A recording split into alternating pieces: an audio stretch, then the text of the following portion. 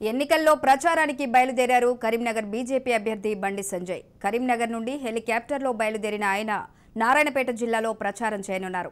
అయితే star campaigner హోదాలో బండి సంజయ్ సుడిగాలి ప్రచారం చేయనున్నారు.